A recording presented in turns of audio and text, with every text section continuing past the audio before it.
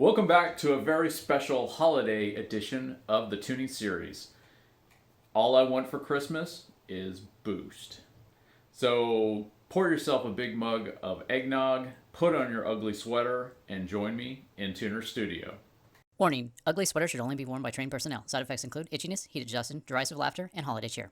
Welcome back, my friends, to another episode in the tuning series. Today we're going to be looking at how to check over your car and to get everything set up for tuning in boost.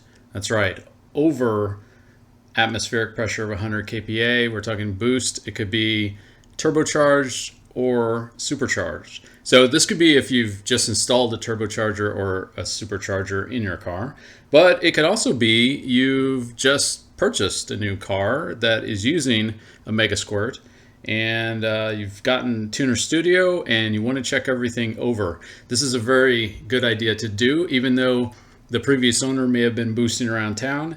You don't know where that car's been, and you don't know if you are just a few miles from catastrophic explosion, or you've got another 100,000 good miles in her. So with that, let's check out all the stuff you need to do to get ready to boost.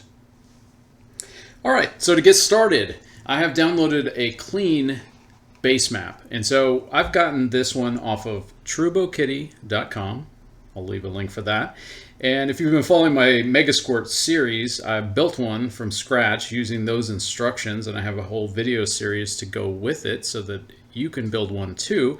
But I'll be working with this and a MS3X Megasquirt, and just so that you know, I'm using the ultimate version of TunerStudio, but almost everything you're going to see is going to be available in the free version of TunerStudio, and most of the screens will apply to older versions of Megasquirt like the MS2 or even in some cases the MS1. There's a few differences in screens, how they work, but the functionality is largely the same. Okay, first, so that we're on the same page, let's cover some terminology. Over here on the left, you'll see this fuel load is in kPa, kilopascals, and this is a measure of pressure. And most people are used to thinking of boost in terms of PSI, pounds per square inch. But in TunerStudio, it uses kPa scale, but there's a handy little chart here that if you hover over one of the values, it will tell you what it is in PSI relative to 100 kPa. Now, why does it say relative to 100 kPa? Well, 100 kPa is atmospheric pressure at sea level. So if you're at altitude, like you're up in the mountains, it'll be a little bit lower of what your normal pressures are. So you have to take that into account. And if you're below sea level, you decided to tune in Death Valley today, then it may be a little bit higher than 100. But 100 is a good average. The next thing to note is that these numbers in the middle represent your fueling, and obviously the bigger the number, the more fuel you get. But how does that work? So these are basically a percentage or a multiplier against your required fuel. And you remember your required fuel that we loaded here from your basic, your initial settings? Yeah, so this is based on your parameters of your engine and your injectors that you have installed currently. And what the required fuel represents is a theoretical value at 100 kPa, and it just so happens to be 70 degrees and 100% volumetric efficiency. So that theoretical value of your engine needs to be modified based on where it is in the table when it's not 100 kPa. So typically around this line, you're going to be having 100 kPa, but as you increase in RPMs, even at 100 kPa, you're going to need to increase the fueling. And as you get lower, obviously you need lower fueling, and as you get above atmospheric pressure under boost, you definitely need a lot more fueling. And so this is because you're simply using more fuel. You know, you're making more power, you've got more air in the engine, and it has to compensate. But also, as you proceed up in load, you're also changing the richness of what you're targeting. So let's talk about that next. All right, so let's look at our next table. and that is the AFR table. So the AFR table is air-fuel ratio table, and these are target numbers which is used by the auto-tune feature in TunerStudio to determine whether it needs to pull fuel or add fuel to a given cell over here in our fuel table. Now, this table is also used by the EGO control and during normal driving, so that it knows that if there's some difference because of ambient conditions, like temperature is a big one, or you've just driven up into the mountains, so your map values are different for a particular RPM that you would normally be at, then it can add fuel or subtract fuel as needed to match these particular targets. And generally, that adding and subtracting process is a small percentage of any particular value in the table. Call it 2%. So if you've got a well-tuned table, you're not really using EGO to change the fueling that much. However, when we're tuning boost, we don't have a very good table yet. So we're going to be using the analyze feature to change our fuel table based on these values. So it's important to have these set up correctly and understandable. So when you richen a mixture, it will slow down the burn and cool it off. Adding the extra gasoline in there causes it to take energy away from the heat that's latently in there and use it to vaporize that gasoline, basically. That the liquid gasoline doesn't really burn. What you need is the vapor gasoline. And so that cools things down. But then also, as we increase our density, we're increasing the possibility of something exploding when we don't want it to. That's called knock. And so as density increases, it's much more likely to have some sort of knock as you go up. And by richening the mixture, we're slowing down a burn and we're reducing the likelihood of knock. So typically at the top end of your table, you're going to want to target in the 11s somewhere. So let's get started first by taking a look at the AFR EGO control. So EGO is the exhaust gas oxygen control, and it uses your wideband to determine whether you're running rich or you're running lean or you're running just right, which is called stoichiometric 14.7 in a gasoline burning car. So taking a look at this, you can turn on and off when EGO control will be happening. And a typical thing to do is to limit it so that EGO does not happen above a particular load value or KPA. So at 90, we're going to turn it off, and we're simply going to be relying on the table as it's written. This is a good idea because you don't want the car to inadvertently be pulling fuel in the midst of a pull that you're doing at high load, and therefore potentially disastrously leaning out the engine and causing some knock or pre-detonation, something like that, and causing engine damage. Ambient conditions don't really matter at higher levels of pressures. And the reason for that is your intake air is going to be very hot anyway because it's just been compressed to a high degree by the turbo. And hopefully it's gone through an intercooler. You've got an intercooler on the car. And it cooled down to some degree, but it's still going to be much higher than ambient. And that air is almost like conditioned at that point. It's super hot, compared to normal. And whatever's happening outside your car doesn't really matter as much. And so you want this to be under your full control. You don't want anything weird happening. You don't want the ECU going off on a tangent and suddenly subtracting a bunch of fuel when you're operating up here in this part of the table. All right, so we're turning off EGO control while in boost so that we put it under our control. And the next thing we can do is set up the AFR Safety System. So this is optional, but it can be a good idea. And basically what it means is when we turn this on, it is going to look for a difference to the lean side of your AFR versus what's actually being seen in the car in terms of what your wideband is reading. So here we're going to check above 100%, so anything in boost, as long as we're above 2500 RPM. We're going to let it stay lean for only half a second, and then what it's going to do is then what you're telling it what to do. Kill spark for half a second here, and kill fuel until you lift. So the TPS, or the throttle position sensor, needs to be less than 20%, so you've lifted your foot off. The map needs to drop below boost, and your RPMs need to come down. That's how it's set up by default, which is fine. You can basically tweak these settings. This is an extra level of protection when you're in boost. All right, so the next thing is we're going to go up here to boost and boost control settings. And we don't care about our boost control itself. And what this refers to is if you have an electronic boost controller.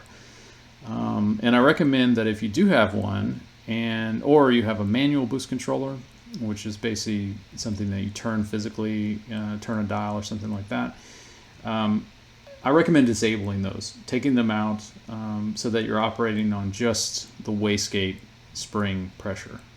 And what that does is that's the wastegate is basically the safest level to operate at, especially when you're verifying your tune. So do recommend that. So we'll go over here to overboost protection, and by default it's turned on to both, which is a good idea. You can have fuel cut, spark cut, or both, so we might as well do both. And the maximum boost pressure in kPa that we're going to see here is set to 140.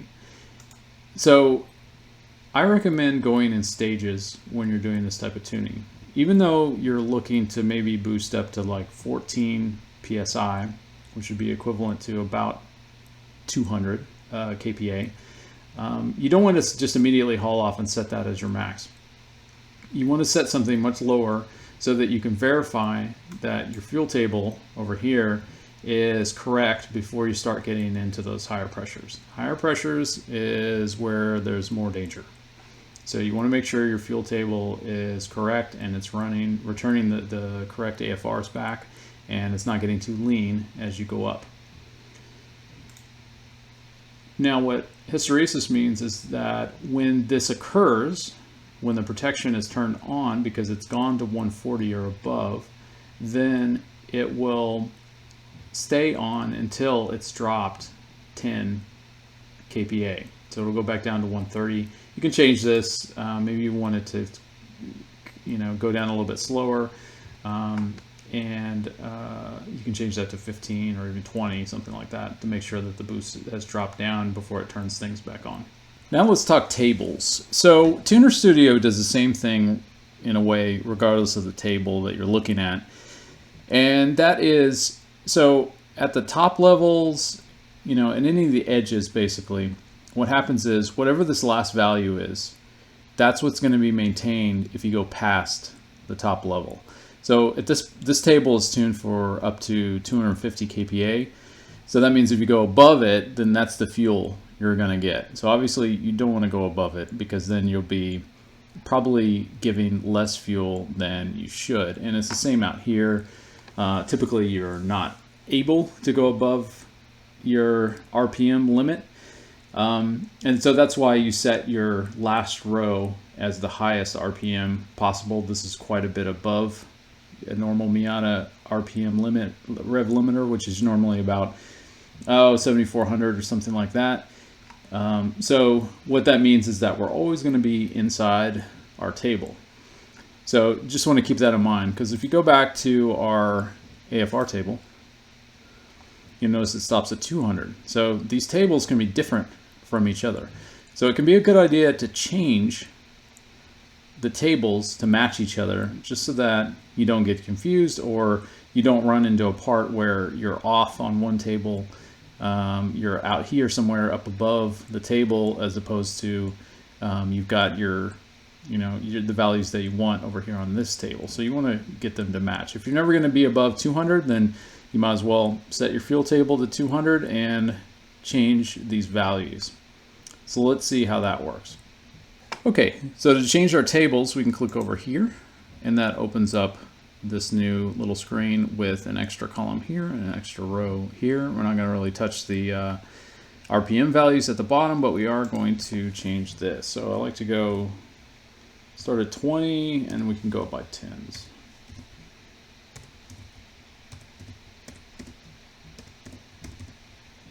Puts this at 100, and then I like to go by 15s.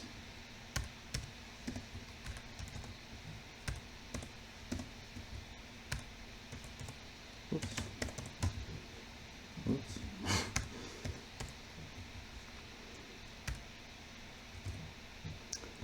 And then we'll go at 205 for our top row. And the reason for that is we don't plan to go above 200, but what that does is it keeps us on the chart like I mentioned. So now that that's done, what we're going to do is click this button to re-interpolate all these values. So what it's going to do is, because we've shifted some things up, it's going to move these values around so that it's going to be the same value for any given cell in the ones that we had before, and then it's just going to move everything around. So let's see what that looks like. So this is when we're going to be able to start street tuning, and we can go over here, and you see I've been modifying this VE table here right here on the tuner tab. So this is the Analyze Live Tune. If you have the free version of Megasquirt, what you'll be able to do is take the log and utilize that to do the same thing. But if you have one of the paid versions, then you get this in real time. It will adjust these cell values in real time and show you all the changes that it made in the same way. It'll show you this beginning value, and you can see what the original value is that it was before it changed it. So let's go over here and look at the settings here for how this changing actually happens. So the first thing is the cell resistance change. We've got some things, very easy to very hard. And what that means is that as you drive, it's going to count every time you hit a cell. And so if the fuel value is wrong, that in other words, it does not match your AFR, and you say you're right here and it doesn't match your AFR, you're too rich, say, well, it's going to pull a little bit of fuel. But it's only going to pull a very small amount based on the authority that it's allowed to.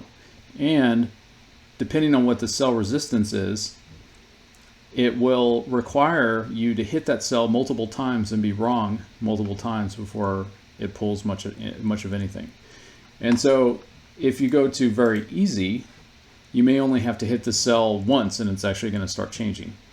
If you're on very hard, you may have to hit the cell dozens of times before it starts changing.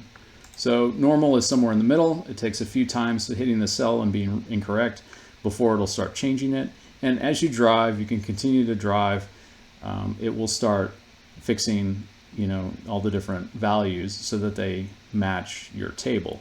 Now this is regardless of whether your EGO control is on. Street tuning with auto tune is different than EGO control.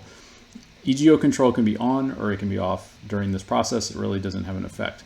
TunerStudio and the Megasquirt is smart enough to deal with all that stuff. All right, so let's start looking at what these values actually mean. So let's assume that we are tuned down here and that this is the right value to match our AFR table. So as we progress up, we are needing to add fuel for two reasons. One is we've got more pressure and we're making more power. And two is we want to keep this richer. This row needs to be richer than down here for safety reasons. So, if we look at our AFR table, you can see that we're at 13 on that row that used to be wide open throttle, and now we're going to 12.6. So we're going to be adding a decent amount of fuel. So let's just sanity check this. Is this correct? So this is 15% more air. We've just gone up 15 kPa, so it's 15% more. And so let's multiply this value. Let's get a calculator out. and multiply this 113 times 1.15, 15%, it's 129.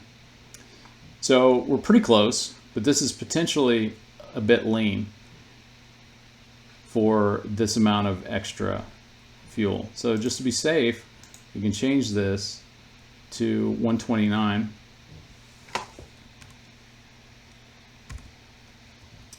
And we can see, we can repeat this sort of down to make sure that this is looking okay. And a trick to doing this is that if this is tuned, we actually have hit this cell and stuff, then we can see if this is correct. And you can see that this is at 101. So this is sort of pretty good because you can see this is 28 or 27% higher than this. So the fuel is increasing. So that's a little bit closer. So what we want to do is we can make sure that all of these things match in between here and that we're getting the right amount of fuel in this range. So you can see here that it starts to richen up. So at 3,800 RPM, maybe that was sort of that at this point we're not really hitting this cell too often.